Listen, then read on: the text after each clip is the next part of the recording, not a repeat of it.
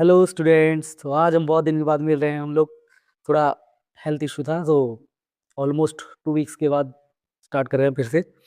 तो आज हम पढ़ने वाले हैं resistance of A system of register. इसी को हम लोग कॉम्बिनेशन ऑफ रेजिस्टेंसेस या फिर कॉम्बिनेशन ऑफ रजिस्टर्स भी कहते हैं। और ये जो आता है ओम्स लॉ और रेजिस्टेंस पढ़ने के बाद होता है। रेजिस्टेंस का तो कॉम्बिनेशन पढ़ेंगे ना, तो रेजिस्टेंस पहले पढ़ना होगा, वो पढ़ लिए हम लोग। आज की वीडियो में हम लोग बात करेंगे इसके बारे में, ठीक है।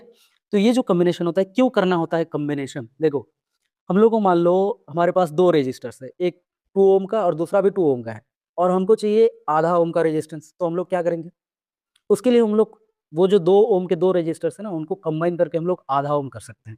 तो ये जो कॉम्बिनेशन होता है वो जैसे रिक्वायरमेंट होता है ना, उसी हिसाब से हम लोग कंबाइन करते हैं।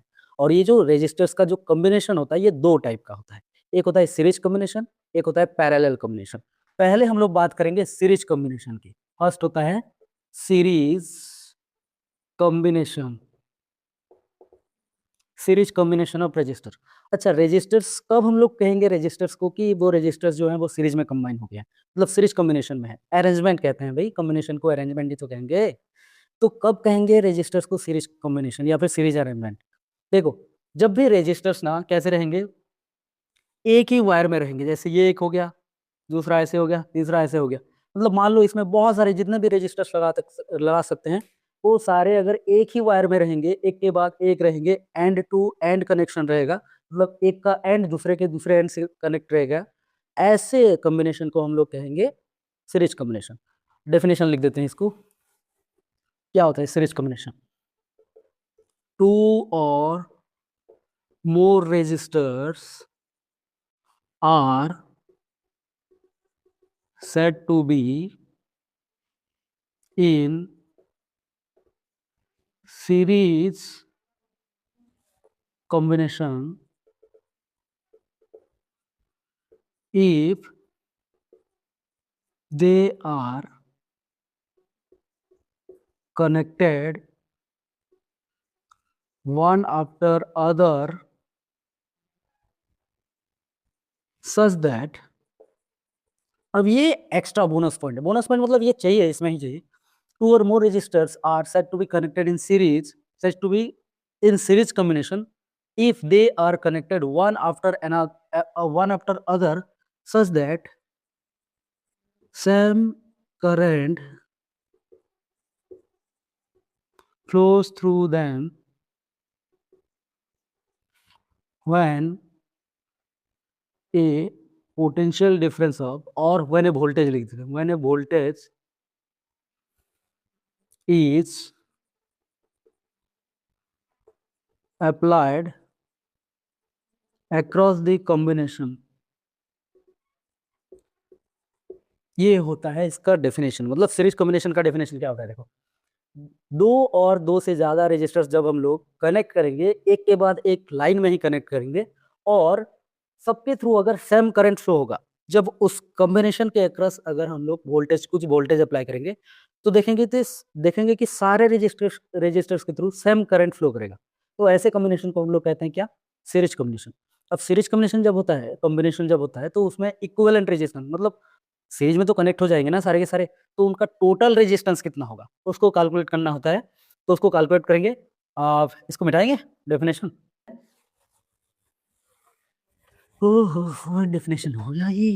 देखो, सीरीज कॉम्बिनेशन में जो डेफिनेशन था उसी बेसिस में हम लोग कनेक्ट करेंगे। मान लो कि हम लोग 3 रजिस्टर्स लेते हैं, तीन, लेट 3 रजिस्टर्स, एक है R1, दूसरा है R2, और तीसरा है R3। 3 registers are connected in series. 3 registers हैं यहाँ पे, तीनों कनेक्ट हुए हैं कैसे? सीरीज में। अब इन तीनों के कॉम्बिनेशन के अक्रॉस एक पोटेंशियल डिफरेंस लगाते हैं, मतलब एक बैटरी लगाते हैं भाई, वोल्टेज लगा दे। यहाँ पे स्विच ऑफ करके रखें, ये स्विच ऑफ है अभी, ठीक है, ऐसे कनेक्ट है। पोटेंशियल भी अप्लाई किया गया है, ये पॉजिटिव टर्मिनल, ये नेगेटिव टर्मिनल, ठीक है। अब देखो एक बात, जब हम लोग यहाँ पे स्विच ऑन करेंगे, ये स्विच ऑन कर दी, क्या होगा? इसमें करंट फ्लो करना स्टार्ट हो गया। मान लो यहाँ से जो करंट निकल गया वो करंट है आई।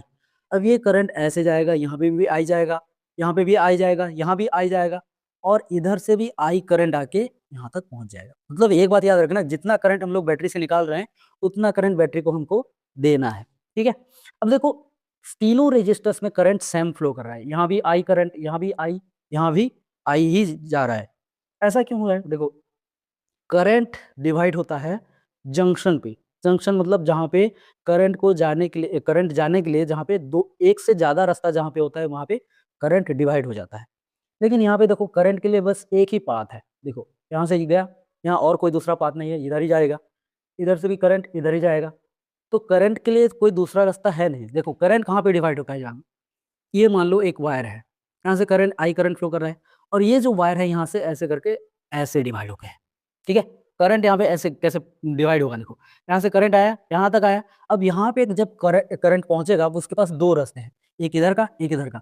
तो करंट यहाँ पे डिवाइड हो जाता है। मान लो इधर I1 करंट जा रहा है, तो जो बचेगा आई से I1 माइनस करने के बाद जो बचेगा वो इधर जाएगा, मतलब I माइनस I1 करंट इधर जाएगा। और इसको कोई दूसरा नाम से ले लो, मान लो ये I2 करंट है। मतलब ये जो I करंट है वो किसके बराबर हो गया? I1 प्लस I2 के बराबर हो गए।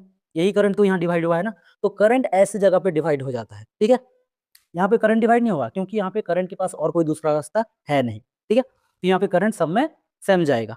हाँ, लेकिन यहाँ पे पोटेंशियल डिवाइड हुआ। पोटेंशियल क्यों डिवाइड होगा? देखो हम लोग पढ़े हैं पोटेंशियल डिफरेंस। पोटेंशियल डिफरेंस मतलब किसी भी दो पॉइंट के बीच का पोटेंशियल का डिफरेंस।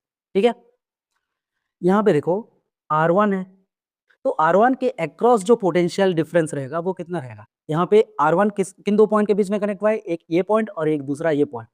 इन दोनों पॉइंट के बीच में जो पोटेंशियल का डिफरेंस रहेगा, मान लो यहाँ पे कुछ पोटेंशियल का डिफरेंस रहेगा, लिखे नहीं है यहाँ पे, कुछ पोटेंशियल का डिफरेंस रहेगा। अब ये जो R2 है, ये R2 किसी दूसरे पॉइंट, दो पॉइंट के बीच में कनेक्टेड है, इन दो पॉइंट के बीच में कनेक्टेड है। तो क्या इन दो पॉइंट का बीच का जो पोटेंशियल डिफरेंस रहेगा और इन दो पॉइंट का जो पोटेंशियल डिफरेंस रहेगा वो क्या सेम रहेगा? नहीं, अलग अलग पॉइंट्स है, तो अलग अलग पोटेंशियल डिफरेंस हो जाएगा। ठीक है, तो मान लो इसको ऐसे समझते हैं कि ये जो वोल्टेज है ना, किसी भी डिवाइस के थ्रू जब वोल्टेज पास करता है ना, तो उस डिवाइस में कुछ वोल्टेज खर्च हो जाता है। जैसे कि ये भी है, तो जो बी वोल्टेज जब जाएगा R1 के थ्रू, तो R1 पे यहाँ पे कुछ वोल्टेज खर्च हो जाएगा। उससे जो बचा हुआ वोल्टेज इधर जाएगा, यहाँ पे कुछ खर्च हो जाएगा, फिर जो वोल्टेज बचेगा वो इधर जाएगा। ऐसे मान लो, वोल्टेज तो ऐसे फ्लो नहीं कर रहा है, लेकिन वोल्टेज को ऐसे समझ सकते हैं, क्योंकि वोल्टेज किसी भी दो डिफरेंट पॉइंट्स के बीच में पोटेंशियल डिफरेंस जो होता है वो अलग अलग होता है। तो R1 कनेक्टेड है ये दो पॉइंट के बीच में, यहाँ पे कुछ और पोटेंशियल होगा, यहाँ पे कुछ और होगा, इन दो पॉइंट के बीच में कुछ और पोटेंशियल डिफरेंस होगा, ऐसे। ठीक है, मान लो यहाँ के पोटेंशियल डिफरेंस को मैं V1 लेता हूँ, यहाँ पे हो जाएगा V2 और ये हो जाएगा V3। अब एक बात बताओ, ये V1 V2 V3 ये जो पोटेंशियल डिफरेंस है, ये तीनों किसके बराबर होंगे? इनको अगर मैं ऐड कर दूं तो ये किसके बराबर होंगे? ये होंगे V के बराबर, क्योंकि V पोटेंशियल डिफरेंस टोटल दिया गया है। यही जो V पोटेंशियल डिफरेंस है, यही डिवाइड होकर यहाँ पे V1, यहाँ पे V2 और यहाँ पे V3 है। ठीक है, यही बराबर जितना भी डिवाइड होना है वो गया है। तो मतलब ये जो सर्किट है इसमें कौन डिवाइड हुआ है? करंट डिवाइड नहीं हुआ, करंट आई जो है सबके थ्रू सेम करंट जा रहा है। डिवाइड कौन हुआ है? वोल्टेज। तो इसका जब फॉर्मूला हम लोग डेरिवेशन करेंगे इक्विवेलेंट रेजिस्टेंस का, तो उस केस में जो डिवाइड हुआ होगा उसके बेसिस में हम लोग स्टार्ट करेंगे। यहाँ पे डिवाइड कौन हुआ है? वोल्टेज। तो क्या लिख सकते हैं इसमें? From the arrangement V is equals to V1 plus V2 plus V3, ये लिख सकते हैं। हाँ वे लिख सकते हैं। अब देखो इसको एक इक्वेशन दे देते हैं और ओम्स लॉ को थोड़ा याद याद करते हैं। ओम्स लॉ क्या आता है? फ्रॉम ओम्स लॉ, वही ओम का लॉ क्या था? V इक्वल्स टू होता था I इंटू R, ये होता था ना। अब देखो अगर मैं इसको 1 लिख दूं, V1 लिख दूं, तो ये I1 हो जाएगा और ये R1 हो जाएगा। होगा ना? नहीं होगा, आई होगा। ये I1 कैसे होगा भाई? I1 यहाँ पे है क्या कहीं पे करंट? R1 के थ्रू करंट I है, R2 के थ्रू भी करंट I ही है, यहाँ पे लिख देते हैं ये करंट I ही है। R3 के थ्रू भी करंट यहाँ पे I ही है, कहीं पे भी करंट चेंज नहीं हुआ है। तो V1 वोल्टेज है, देखो R1 के थ्रू वोल्टेज V1 है, तो V1 इक्वल्स टू कितना हो जाएगा? I into R1। ये देखो ओम्स लॉ के according V1 equals to I into R1। ऐसे ही V2 क्या हो जाएगा? I into R2। V3 क्या हो जाएगा? I into R3। ये सारे जो वैल्यू हैं इसको अगर यहाँ पे यूज करूं तो क्या हो जाएगा? देखो ये हो जाएगा using these values in equation 1, क्या मिलेगा हमको? V equals to I V1 की जगह IR1, V2 की जगह IR2 प्लस V3 की जगह IR3। ये हो गया। अब देखो यहीं से मैं इसको लिखता हूँ यहाँ पे, तो क्या हो जाएगा v इक्वल्स टू, सब में i कॉमन है तो मैं क्या i को कॉमन ले सकता हूँ, तो i कॉमन गया तो यहाँ पे बचेगा R1 plus R2 plus R3। एक बात ध्यान रखना कि यहाँ पे हम लोग 3 ही रेजिस्टर्स लिए हैं, ऐसा नहीं कि 3 ही रहेगा, 4 5 6 7 n नंबर ऑफ रेजिस्टेंस कुछ भी रह सकते हैं, ठीक है। तो अगर मैं भी ये जो i है, i को इधर ले आऊं तो क्या होगा, यहाँ पे i इसके साथ मल्टीप्लाई हो गया, इधर आएगा तो क्या होगा, डिवाइड हो जाएगा, v by I equals to इधर हो जाएगा R1 plus R2 plus R3, ऐसे हो जाएगा। अब v मतलब क्या, v मतलब यहाँ पे क्या है, total potential difference, total v total potential difference है, i क्या है, टोटल करंट। तो ओम्स लॉ के अकॉर्डिंग अगर देखें तो ओम्स लॉ क्या होता है, देखो यहाँ पे लिख देते हैं, ओम्स लॉ क्या होता है, v equals to I into R होता है। क्या i को मैं इधर ले आऊं तो v बाय आई जो होगा वो क्या होगा, r होगा। अगर v टोटल पोटेंशियल डिफरेंस है, i टोटल करंट है, तो r जो होगा वो भी तो टोटल रेजिस्टेंस होगा। टोटल रेजिस्टेंस मतलब ये जो सीरीज कॉम्बिनेशन है, इस कॉम्बिनेशन का टोटल रेजिस्टेंस, जिसको हम लोग कहते हैं इक्विवेलेंट रेजिस्टेंस या फिर इफेक्टिव रेजिस्टेंस। तो ये सीरीज में है ना, तो इसको हम लोग इक्विवेलेंट लिखते हैं।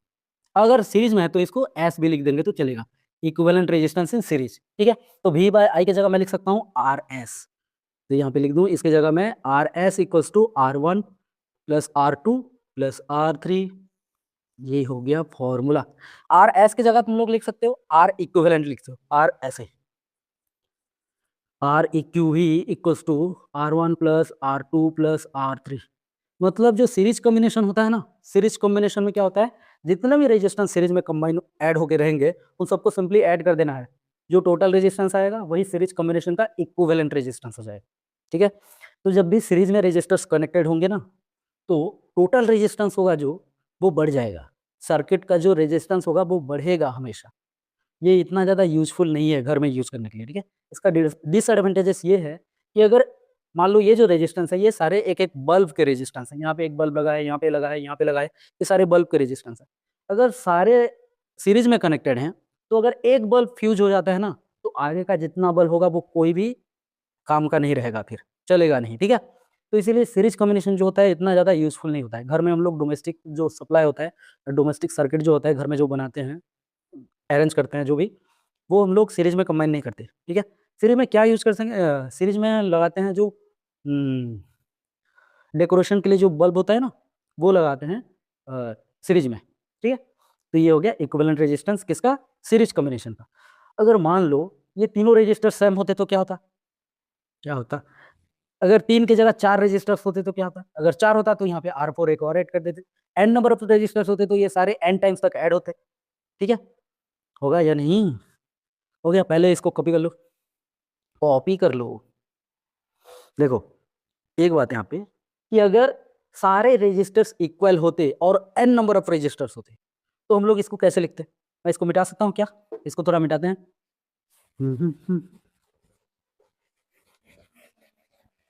देखो इसके बाद नीचे लिखना, if there are n numbers of resistors, each of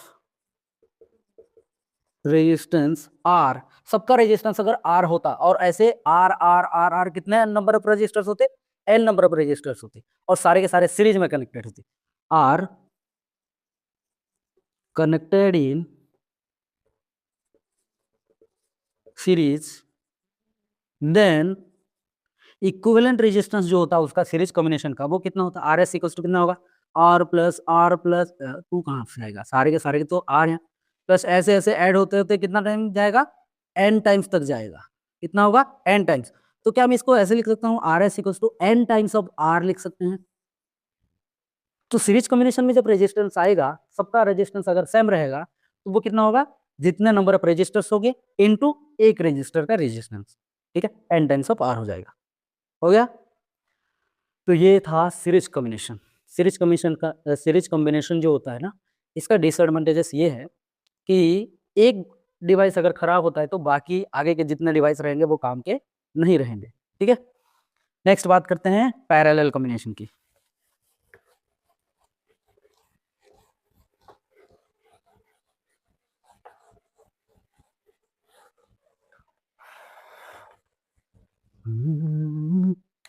दूसरा है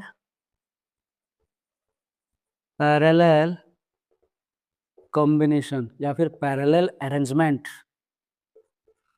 ठीक है, अब ये पैरेलल अरेंजमेंट होता क्या है, देखो पैरेलल मतलब जितने भी रजिस्टर्स रहेंगे ना, सबका एक साइड का जो पॉइंट रहेगा वो एक ही पॉइंट पे कनेक्टेड रहेगा, और दूसरा जो साइड रहेगा वो किसी दूसरे पॉइंट पे कनेक्टेड रहेगा। जैसे कि डेफिनेशन लिख देते हैं पहले, टू और more registers are said to be connected in parallel if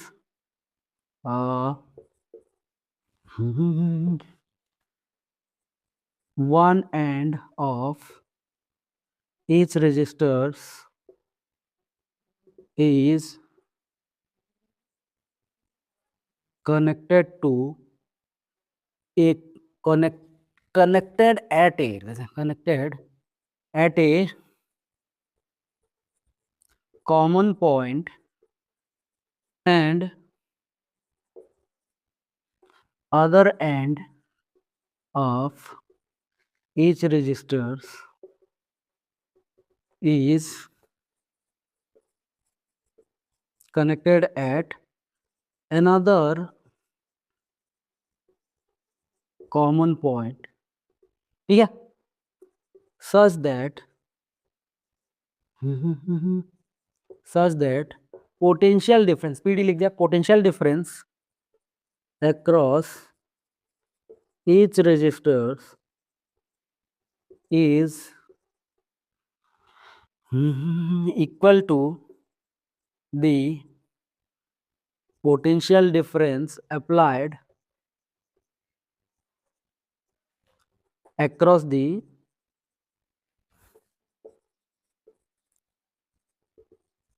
combination is equals to the is equal to potential difference applied across the combination। ये क्या कहता है, देखो ये कहता है कि जब हम लोग रजिस्टर्स रखेंगे ऐसे, मान लो एक रजिस्टर्स ये है, दूसरा ये है, तीसरा ये है, तीन लेते हैं, ठीक है, तो ये कहता है कि जितने भी रजिस्टर्स रहेंगे सबका एक साइड का जो एंड होगा वो किसी एक कॉमन पॉइंट पे कनेक्टेड होगा। जैसे कि मान लो मैं यहाँ पे ऐसे कनेक्ट करता हूँ, ठीक है, देखो इन सबका जो लेफ्ट साइड का जो पॉइंट है वो इस पॉइंट पे कनेक्ट हो गया है, एक ही कॉमन पॉइंट पे कनेक्ट हो गया है। ऐसे ही दूसरे साइड के सारे जो एंड हैं वो दूसरे किसी कॉमन पॉइंट पे कनेक्ट हो गए हैं। तो ऐसे कनेक्शन को कहते हैं हम लोग क्या, पैरेलल। अब इनके अक्रॉस जो पोटेंशियल डिफरेंस रहेगा वो सेम रहेगा, इसके अक्रॉस जितना रहेगा इसके अक्रॉस उतना रहेगा, इसके अक्रॉस भी उतना रहेगा, और वो किसके बराबर होगा, जितना इस ये जो कॉम्बिनेशन है इस कॉम्बिनेशन के अक्रॉस जितना पोटेंशियल डिफरेंस हम लोग अप्लाई करेंगे उसके बराबर रहेगा। ठीक है, जैसे अगर मैं यहाँ पे भी पोटेंशियल डिफरेंस अप्लाई कर रहा हूँ, यही भी पोटेंशियल डिफरेंस इसके अक्रॉस भी रहेगा, इसके अक्रॉस भी, इसके अक्रॉस भी। ऐसा क्यों, क्योंकि देखो ये जो वी पोटेंशियल डिफरेंस है, यहाँ तक वी पोटेंशियल डिफरेंस रहेगा, और इधर तक जो इधर नेगेटिव साइड का जो पोटेंशियल है वो रहेगा। वी पॉइंट यहाँ पे कनेक्टेड है और नेगेटिव पॉइंट जो है इधर कनेक्टेड है। अब देखो ये जो रेजिस्टर्स है, अगर मान लो मैं ये R1 लेता हूँ, ये R2 लेता हूँ और ये R3 लेता हूँ, ठीक है, तो R1 जो कनेक्टेड है किसी दो पॉइंट के बीच में, वो दो पॉइंट कौन कौन से हैं, ये देखो यहाँ पे अगर कोई पॉइंट लूँ और यहाँ पे, तो इन दो पॉइंट के बीच में कनेक्टेड है। यही जो पॉइंट है, यहाँ तो कोई डिवाइस है नहीं ना, तो यही जो पॉइंट है वो यहाँ का भी बराबर होगा पोटेंशियल। इस पॉइंट का पोटेंशियल जो है यहाँ तक का पोटेंशियल सम रहेगा, क्योंकि इन दो पॉइंट के बीच में यहाँ पे कोई भी डिवाइस है नहीं। सीरीज कॉम्बिनेशन में डिवाइस होता था, एक डिवाइस था तो वहाँ पे कुछ पोटेंशियल खर्च हो जाता था, लेकिन यहाँ पे तो कोई डिवाइस है नहीं इसके बीच में, तो यहाँ का जो पॉइंट, इस पॉइंट का जो पोटेंशियल होगा इस पॉइंट का भी वही है, इस पॉइंट का जो पोटेंशियल है इस पॉइंट का भी वही है। अब ये जो दो पॉइंट के बीच में ये भी कनेक्टेड है, ये भी कनेक्टेड है, मतलब R1 R2 R3 दो कॉमन पॉइंट के बीच में कनेक्टेड है, तो दो कॉमन पॉइंट के बीच में जो पोटेंशियल डिफरेंस होगा वो तो सेम रहेगा हमेशा। इसीलिए पैरेलल कॉम्बिनेशन में क्या होता है, वोल्टेज सेम रहता है। देखो पोटेंशियल डिफरेंस सबके अक्रॉस सेम है, भी वोल्टेज का ही है। अब यहाँ से अगर मैं करंट निकालूं, आई करंट, तो ये जो करंट जाएगा यहाँ तक जाएगा आई, ठीक है।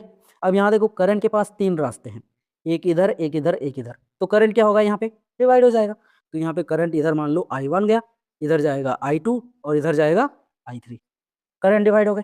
अब ये I1 करंट जाएगा, देखो यहाँ तो खर्च नहीं हुआ कहीं करंट पे, तो ये I1 इधर से आएगा, I2 इधर से आएगा और I3 इधर से आएगा, और तीनों आगे यहाँ पे मिल के फिर से क्या हो जाएंगे, I, और जितना लिए थे हम यहाँ से उतना इसको दे दिए। ठीक है, तो सीरीज कॉम्बिनेशन में करंट डिवाइड नहीं होता था, वोल्टेज डिवाइड होता था, लेकिन यहाँ पे पैरेलल कॉम्बिनेशन में क्या होता है, वोल्टेज सेम रहता है और करंट डिवाइड होता है। ठीक है, अब इक्विवेलेंट रेजिस्टेंस के केस में जब इसका हम लोग पैरेलल कॉम्बिनेशन का जब इक्विवेलेंट रेजिस्टेंस अभी निकालेंगे तो उसमें यही डायग्राम ड्रॉ करेंगे। इसको मैं ड्रॉ नहीं करने वाला हूँ, मैं क्या करूँगा, इसका खाली मैं डेरिवेशन कर देते हैं, कैसे डिराइव करते हैं इसको। ठीक है, इसको मिटाना पड़ेगा। तो इसका इक्विवेलेंट रेजिस्टेंस कैसे होता है, मान लो हम लोग यहाँ पे 3 रेजिस्टर्स लिए हैं, R1, R2, R3, तीनों कैसे कनेक्टेड हैं, पैरेलल में कनेक्टेड हैं, और उनके अक्रॉस एक पोटेंशियल डिफरेंस अप्लाई किया गया है जिसका वोल्टेज है B। ठीक है, अब B वोल्टेज जो है वो तीनों के अक्रॉस सेम है, कि क्यों सेम है वो बता दिया। अब इससे जो करंट निकल के जाएगा, करंट, वो करंट यहाँ पे डिवाइड हो रहा है। क्यों डिवाइड हो रहा है, क्योंकि यहाँ पे करंट के पास 3 चॉइस हैं। जब करंट के पास डिफरेंट डिफरेंट चॉइस होता है, अलग अलग रास्ते होते हैं, तो करंट डिवाइड होता है। अगर एक ही लाइन में जाता है करंट तो वो डिवाइड नहीं होता, लेकिन यहाँ पे चॉइस है इसके पास, तो करंट डिवाइड हो जाएगा, इधर I1, इधर I2 और इधर I3 करंट, तीनों करंट डिवाइड हो गएगा। अब यहाँ से तीनों कंबाइन होकर फिर से I होके टोटल करंट दे दी। अब मैं बताया था कि जो डिवाइड होता है उसके बेसिस में फॉर्मूला डिराइव करना होता है, तो इस अरेंजमेंट से हम लोग को क्या लिख सकते हैं, हम लोग from the arrangement I equals to I1 plus I2 plus I3 क्या लिख सकते हैं यहाँ पे, क्यों लिख सकते हैं, क्योंकि यहाँ पे करंट डिवाइड हुआ है भाई करंट डिवाइड हुआ है यहाँ, और जो करंट डिवाइड हुआ है वो किसके बराबर होगा, अगर तीनों करंट को हम लोग यहाँ पे मिला दे तो I के बराबर होगा, होगा या नहीं होगा, यहीं से तो डिवाइड हुआ है तीनों ना, तो इसीलिए हम लोग I equals to I1 plus I2 plus I3 लिख दे। अब इसको एक इक्वेशन का नाम दे दो 1। ठीक है, अब फिर से याद करते हैं ओम्स लॉ को, फ्रॉम ओम्स लॉ। ओम्स लॉ क्या होता था, V equals to I R होता था, ये ना। अब I इक्वल्स टू अगर I के बेसिस में लिखें तो ये क्या हो जाएगा, R को इधर ले आओ तो ये हो जाएगा V अपन R, ये होगा ना, I इक्वल्स टू हो जाएगा V अपन R। अगर मैं इसको I1 करूं तो ये हो जाएगा V1 बाई R1, लेकिन वोल्टेज तो हमेशा V ही है, इन तीनों को एक क्रॉस वोल्टेज जो है यहाँ पे V है, लिख देते हैं इसको ऐसे।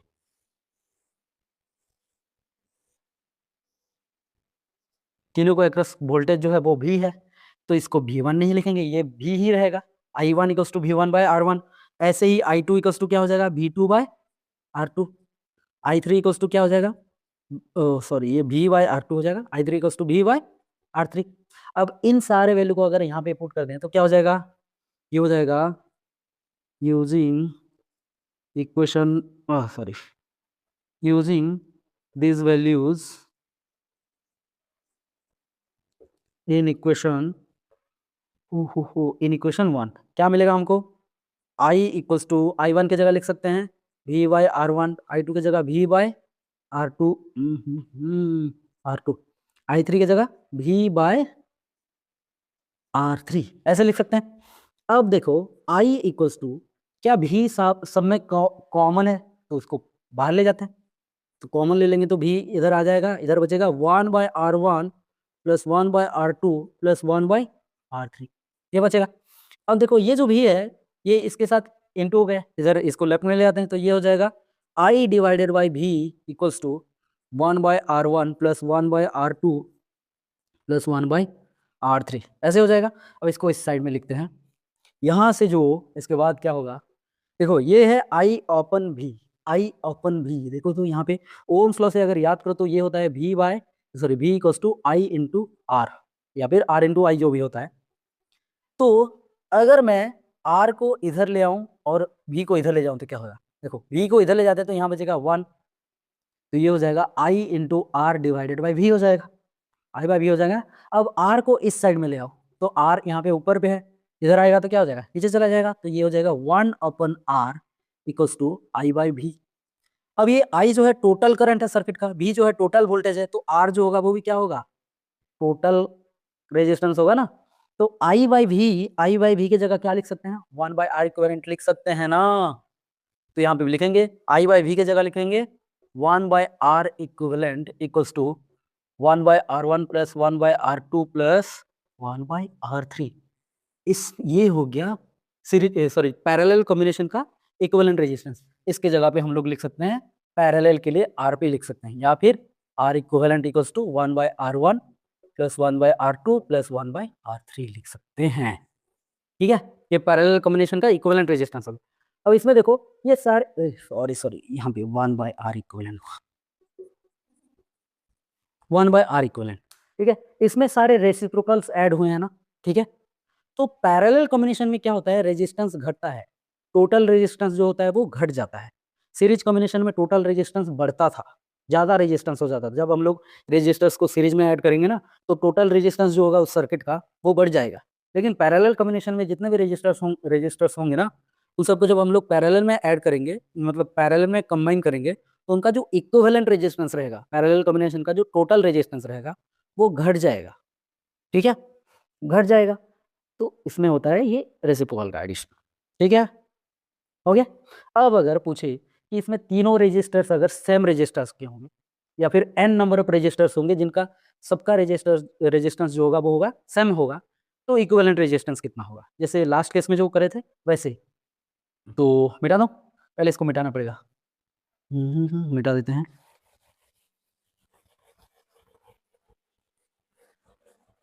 देखो, if n number of resistors having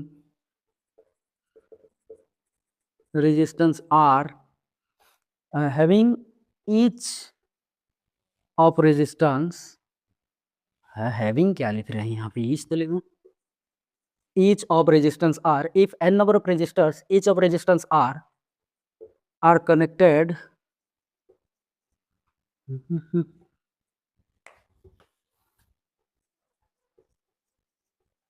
connected in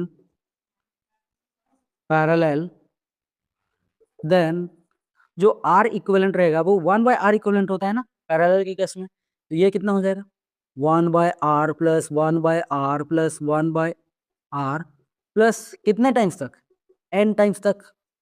तो क्या इसको ऐसे लिख सकते हैं 1/R equivalent equals to n times, मतलब ये n डिवाइडेड बाय R हो जाएगा। 1/R कॉमन लेंगे तो क्या, कॉमन ले लेंगे तो क्या बचेगा, ऊपर में 1 2 3 4 5 ऐसे बचेगा, 1 बचेगा, n टाइम्स तक 1 1 1 बचेगा, तो उसको n/R लिख सकते हैं।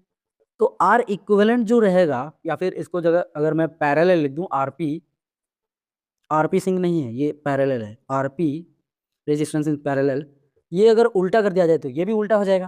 तो आरपी अगर लिख दे तो ये हो जाएगा आर डिवाइडेड बाय एन, मतलब जितने रेजिस्टर्स रहेंगे ना उतने रेजिस्टर्स को एन से डिवाइड कर, उतने मतलब रेजिस्टर, एक रेजिस्टेंस का जो वैल्यू रहेगा उसको उतने नंबर ऑफ रेजिस्टर से डिवाइड कर दो, तो फिर उसका पैरेलल कॉम्बिनेशन का इक्विवेलेंट रेजिस्टेंस आ जाएगा।